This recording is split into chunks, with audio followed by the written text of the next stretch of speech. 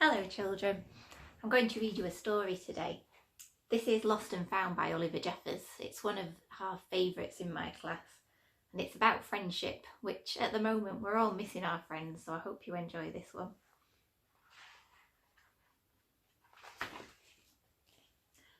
Once there was a boy, and one day he found a penguin at his door. The boy didn't know where it had come from, but it began to follow him everywhere. The penguin looked sad, and the boy thought it must be lost. So the boy decided to help the penguin find its way home. He checked in the Lost and Found office, but no one was missing a penguin.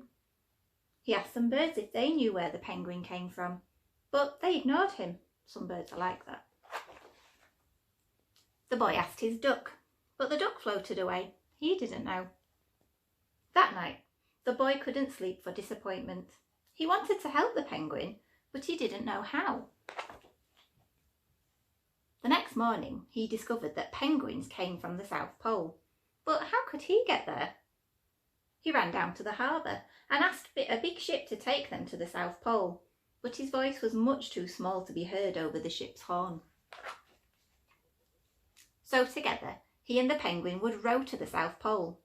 The boy took his rowboat out of the cupboard and they tested it for size and strength. They packed everything they would need, and together they pushed the rowboat out to sea. They rowed south for many days and nights, with the boy telling stories all the way. The penguin listened to everything that the boy said. They floated through good weather and bad, when the waves were as big as mountains, until they came to the South Pole.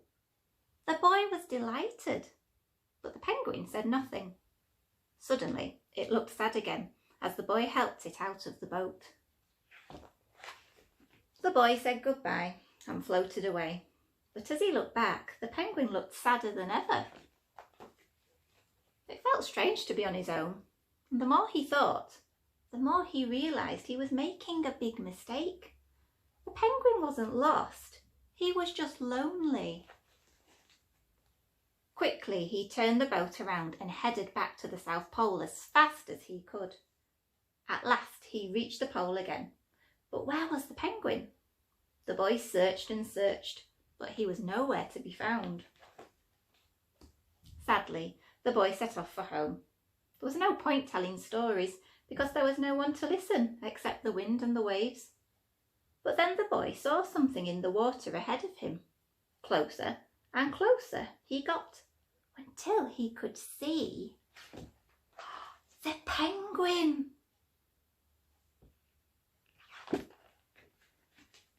And so the boy and his friend went home together, talking of wonderful things all the way home. Hope you enjoyed that, children, and I'll see you again soon for our next story time.